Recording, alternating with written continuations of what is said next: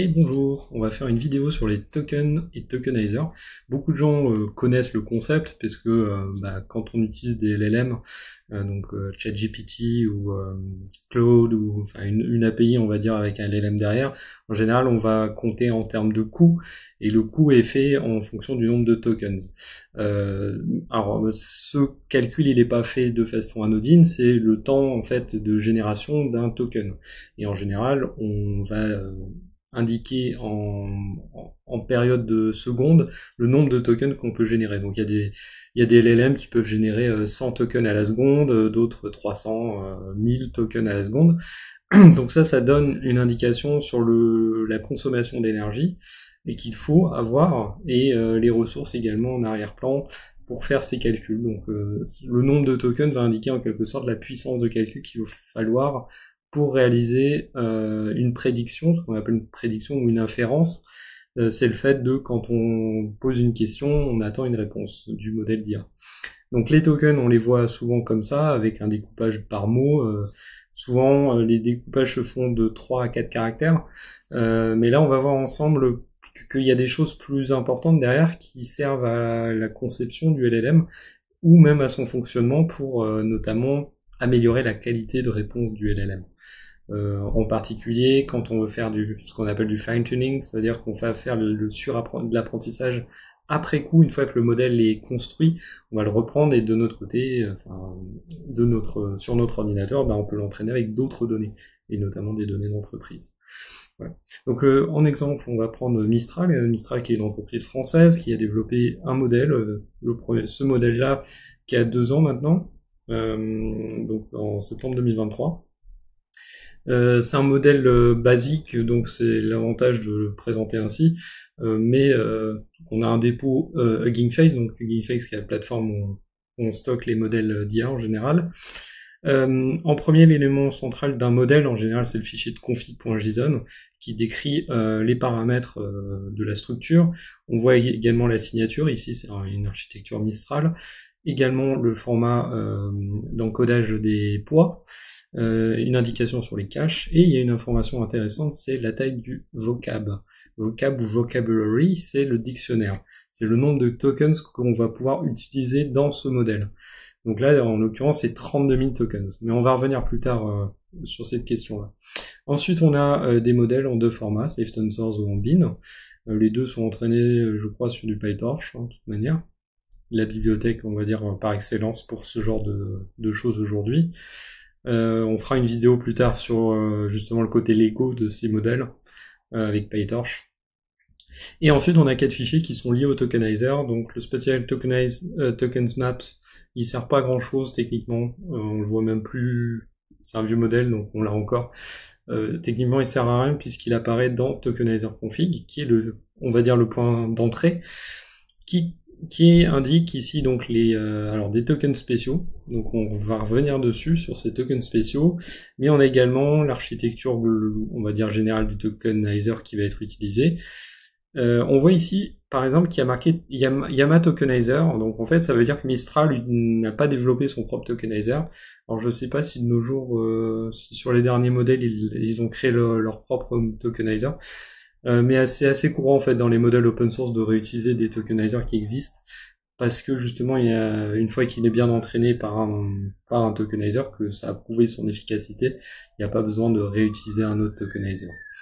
Et on va voir avec celui-là qu'il est assez complet, on va dire, dans sa forme, pour pouvoir l'utiliser à peu près avec n'importe quel LLM. Et ensuite, nous avons un fichier tokenizer.json qui est ici, qui lui est plus complet, il est beaucoup plus long, parce que il y a des règles d'encodage et de décodage. On notera également le type BPI, qui est donc le type qui a un format en fait de structure, qui permet du coup de savoir comment organiser notre fichier et comment le lire. Et ensuite, un vocab, donc un dictionnaire qui va associer des caractères. Donc là c'est tout ce que vous voyez entre crochets comme ça, donc c'est des caractères spéciaux, mais plus loin donc vous avez des listes de mots. Il faut vraiment voir ça comme un dictionnaire. Si demain on veut faire un simple LLM que en français, ben on ira simplement récupérer le dictionnaire français, je sais pas, de Larousse ou autre en .txt. Donc il y aura la liste dessus et pour indexer, ben, c'est très simple, on va juste regarder la ligne et ça va nous donner un index. Alors là, l'index il est donné par un gros dictionnaire qui va indiquer directement quel est le numéro. Et vous avez vu, il y a aussi un underscore un peu spécial, donc on va revenir dessus. En fait, ça remplace l'espace, parce que l'espace du coup sert pour ce qu'on appelle des fusions entre tokens. Et dans ce type de tokenizer, on a ce caractère spécial en plus pour indiquer, pour faciliter en fait la manipulation des tokens, tout simplement. Alors ce que j'ai fait, c'est que j'ai repris donc ces fichiers-là, et notamment tokenizer.model, parce qu'en fait c'est celui-là qui est chargé. Si on regarde tokenizer.model, on remarque vite qu'en fait il ressemble complètement au fichier .json qu'on a vu juste avant. C'est-à-dire qu'on revoit ici les encapsulations de tous les tokens. Si on descend, on voit même les autres tokens, donc parking, là on associe le mot parking. On voit aussi des séparateurs ici, donc pourquoi avoir fait un binaire? C'est simplement pour que ça soit plus compact. On le voit ici dans les fichiers, hein, au lieu de 1 méga 8, ben on le met en 493 kilooctets. C'est même moins d'une image, on peut le stocker en A7 sur un serveur typiquement. Bon là ils l'ont activé en LFS, mais c'est pas utile. Donc voilà, et donc j'ai mis ça sur mon ordi, j'ai ouvert Jupyter, donc qui est juste un gestionnaire de notebook. Le notebook, ça permet, je rappelle rapidement, de mettre du code et en même temps du Markdown. Vous en avez d'autres, vous avez Google Colab, Kaggle. Vous avez également mon éditeur de notebook qui est beaucoup plus centré JavaScript que Python, mais vous l'avez aussi. Voilà, donc je vous invite à utiliser des notebooks quand vous voulez faire des démonstrations ou que vous simplement prouver aussi, par exemple, des erreurs sur du code ou éviter, si vous n'avez pas de GPU, vous pouvez aller sur Google Colab et exécuter le GPU. Donc ça a des intérêts comme ça a des intérêts de recherche. Ça permet de suivre un petit peu en détail une suite d'instructions. Donc voilà. Donc là, moi, j'ai utilisé la bibliothèque Transformers, la plus classique, celle de GingFace. J'importe Auto Tokenizer qui va simplement charger mon fichier, donc en local, au même endroit qu'il y a mon notebook et mon model. Le type BPE, Byte Per Encoding, c'est vraiment un format de fichier très connu pour les tokenizers. Il en existe d'autres, mais voilà, celui-là c'est le plus connu. Par contre, ce tokenizer-là est un peu spécial puisqu'il a le sentence piece. Le format sentence piece, justement, c'est le petit underscore qu'on a vu avant, en gras qui donne les espaces. Et on va revenir dessus. Donc là, j'importe cette bibliothèque-là. Alors ça, c'est juste un warning. Et ensuite, je vais enregistrer cette fonction. Ça permettra de débugger les tokens, de visualiser vraiment comment les tokens sont en place. Donc là, les deux sont exécutés. Et maintenant, donc si j'écris je suis... Alors oui, à la base, je voulais écrire je suis un lama plutôt. Je suis un lama. Dans ce cas-là, quand on l'encode, on voit ici la séparation je suis un lama. Alors la plupart des tokenizers séparent par 3 ou 4 caractères. Donc en général, le suis avec l'espace avant, c'est en un seul mot. Là, dans ce tokenizer-là, c'est en 2 mots. Donc on va voir pourquoi ces tokenizers sont séparés en plusieurs morceaux. Alors la première des choses de se rendre compte, c'est que ces tokenizers fonctionnent en fait dans les LLM avec un système d'attention. Attention, il y a 2 types de blocs, il y a les multi-head attention, et à l'intérieur du multi-head attention, vous avez plusieurs attention blocks. Et les attention blocks, le principe c'est qu'il va analyser des correspondances entre des mots et leur donner de l'importance. J'ai ici un exemple où par exemple la phrase c'est The children are playing in the garden, donc les enfants jouent dans le jardin. Le premier élément important c'est children, c'est le sujet de l'action, et garden c'est le lieu, donc la place, l'endroit où se passe l'action. Et donc ces 2 éléments vont être dans l'attention block. Donc l'attention block c'est une structure vraiment du LLM qu'on a ici. à l'intérieur du multi-head attention, vous avez ce bloc-là qui va dire, bah voilà, on a cette phrase et on va essayer de récupérer les mots importants. Alors évidemment, dans le LLM, ce ne sont pas des mots, ce sont des tokens, donc il va mettre en avant, en lumière, des tokens en particulier qui ont de l'importance. D'où l'intérêt de tokeniser en fait sa phrase dans le modèle de LLM. Donc le premier avantage de tokeniser une phrase, c'est de pouvoir l'encoder dans un LLM, c'est un peu un modèle de traduction, un module de traduction entre nous et la machine.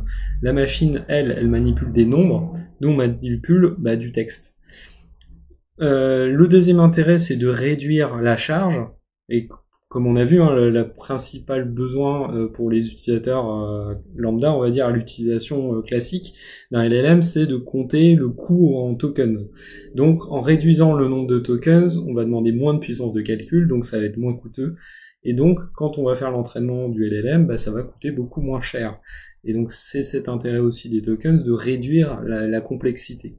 Si on devait découper tout par mot, ou si au contraire on découpait même par lettre, et en découpant par lettre, on aurait une lettre, un token, ça serait ça serait vraiment un volume de calcul à faire qui serait gigantesque en fait. Donc déjà le token, ça permet de réduire le coût, c'est super important. Le deuxième intérêt, comme j'ai montré avec l'attention block, c'est de réduire l'attention sur des éléments particuliers. Et là, l'idée, c'est que certains tokens n'ont pas d'utilité. Par exemple, tout ce qui est ponctuation.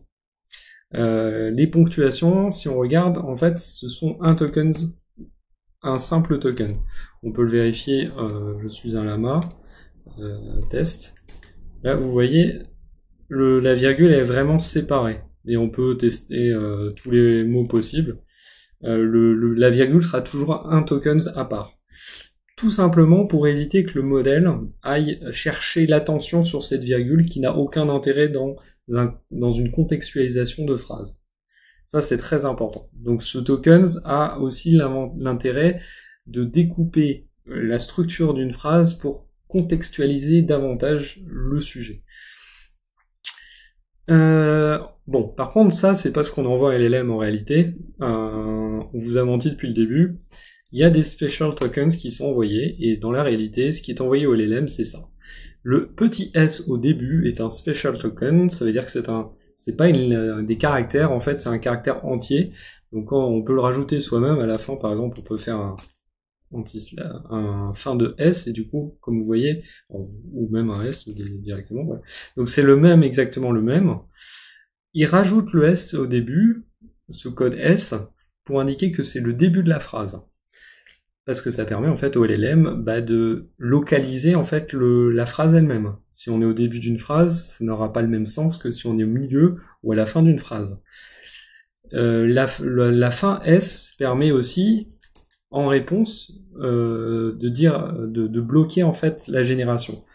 C'est-à-dire que le LLM, lui, va apprendre des séries de tokens et des formats de tokens au fur et à mesure. Alors on y reviendra sur les instructs et tout ça, mais le principe c'est qu'il va apprendre des structures de tokens pour répondre le mieux possible à ce que demande l'utilisateur. Donc en fin de génération, il va se retrouver avec un token S qui va lui dire, fin S, donc celui-là, qui va lui dire simplement, maintenant tu arrêtes de générer du texte, il n'y en a plus besoin, tu as répondu à la question originelle. Rappelons-le, le principe d'un LLM, c'est de prendre le token suivant, et à chaque fois, il réfléchit. Il repasse tous les tokens précédents dans la boucle avant de sortir le nouveau token. Donc l'idée de finir le token, ça permet de savoir quand s'arrêter, en fait. Quand le LLM se rend compte qu'il a correctement répondu à la question. Mais c'est pas le seul utilité, on va dire, à ces instructions-là. Elles permettent aussi de mettre en lumière des fragments d'une phrase. On a vu avec les virgules, on les évite. Il y a des mots qui sont plus importants que d'autres, mais il y a aussi des instructions, donc des tokens spéciaux qui donnent plus d'importance dans le contexte d'une phrase. Et là, je vais retourner sur la doc de Mistral. C'est pour ça que je suis parti de ce modèle, parce qu'il est très bien documenté. On a un type de modèle qui s'appelle le modèle instruct ou instruction. Et ces modèles d'instruction, ils ont une syntaxe spéciale. Donc on retrouve le S évidemment. Alors évidemment en fonction des types de LLM, on n'a pas le même début. Là c'est du S, sur Llama c'est un autre code. Donc ces templates il faut aller voir sur la doc directement. Ils sont donnés et sinon de toute manière quand on utilise leur bibliothèque Python, ils sont directement injectés quand on utilise le tokenizer et qu'on encode un message, un texte. Donc là, on a ici typiquement deux tokenizers spéciaux, le début d'une instruct et la fin d'une instruct. Et la fin ici d'une phrase. Donc en fait, c'est une façon de dire, j'envoie une instruction à mon modèle, ici c'est ma question, je termine ma question, et l'IA va en fait répondre ici par un autre instruct. Voilà. Donc ça c'est un template qui est très utilisé pour les types instructions.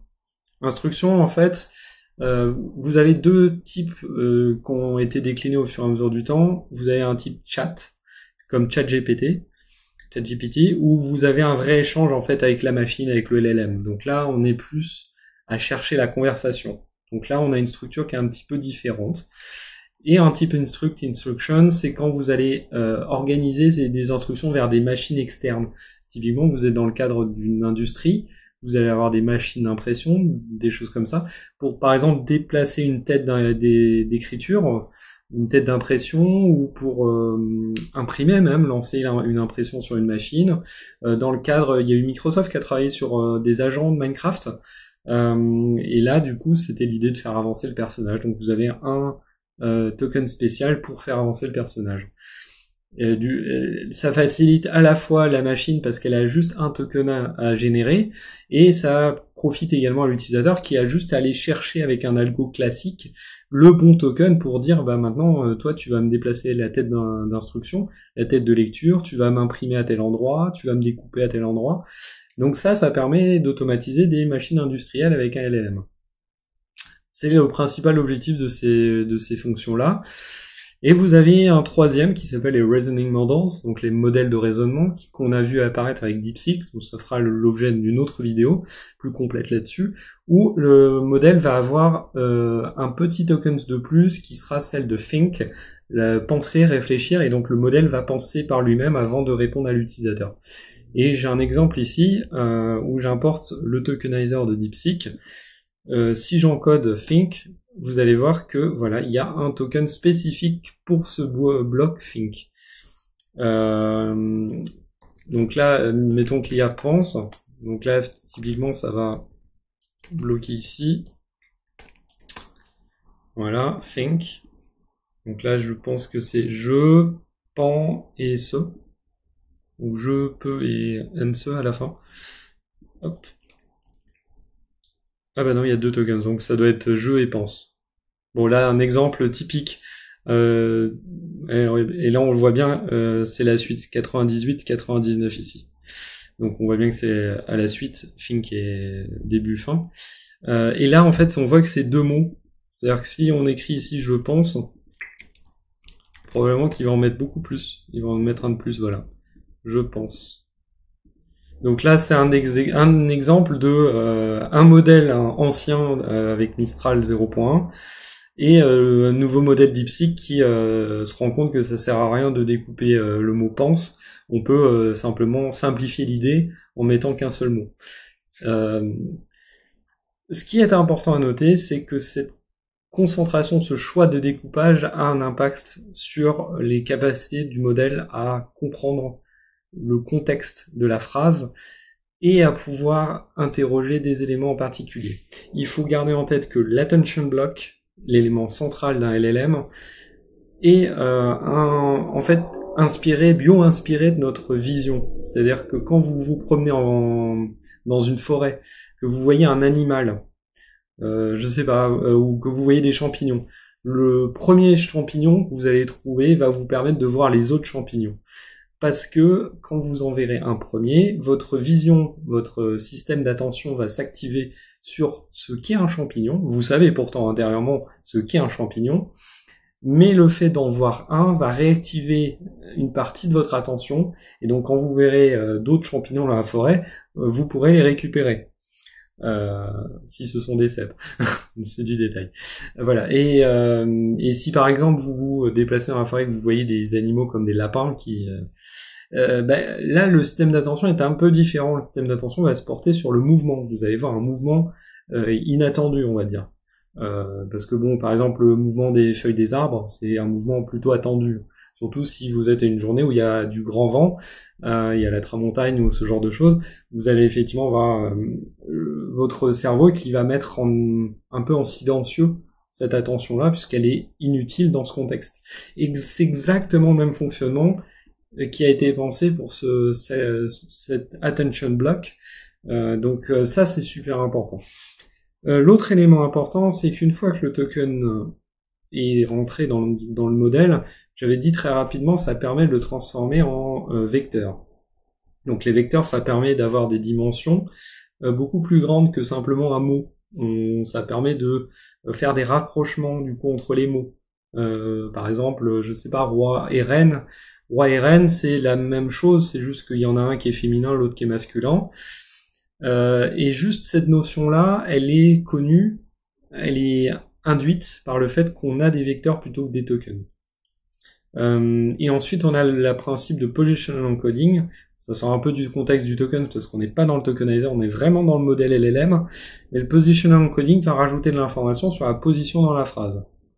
Et c'est après que la magie opère avec le multi-head attention block, qui lui va vraiment faire la correspondance. Donc ici on a des tokens en entrée, ici on a des vecteurs. Quand on arrive ici, on a une probabilité de tokens. Ce qu'il faut voir aussi, c'est que quand on parle de tokens, en fait, on parle pas de ces numéros-là. Ça, c'est des identifiants de tokens. Les tokens, ce sont les petits morceaux de mots. C'est important. Dans ma fonction, j'ai token IDs qui se transforment en tokens. Parce qu'en réalité, les tokens en soi ne servent pas à la machine. Ils nous servent à nous. Ce qu'on va utiliser dans une machine, c'est des token IDs qui vont faire le rapprochement, nous de notre côté, entre nos mots et des vecteurs, nos mots et des ID. Du côté du modèle, ça va faire des ID vers des vecteurs et des vecteurs vers des ID. Ça, donc, c'est vraiment un rôle de traduction et de compression de l'information, tout en permettant d'éclairer sur des sujets en particulier. Voilà. Je pense que j'ai tout dit, donc le coup, ouais, c'est ça. Et si ça vous intéresse, je vous invite à tester un petit peu, de tester même des bouts de code comme ça, à essayer de voir comment marchent des tokens.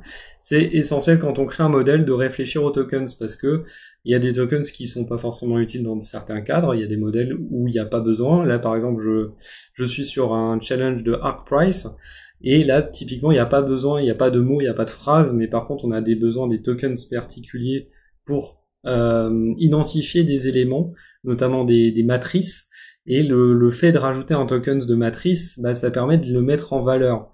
Et du coup, ça active l'attention block à un endroit précis, et ça, ou voir sur un modèle CNN, donc avec un modèle de pooling, c'est-à-dire que ça va identifier dans l'image un peu comme, en fait, ça va faire une moyenne, ça va réduire. Donc ça, on fera une autre vidéo sur ces principes-là.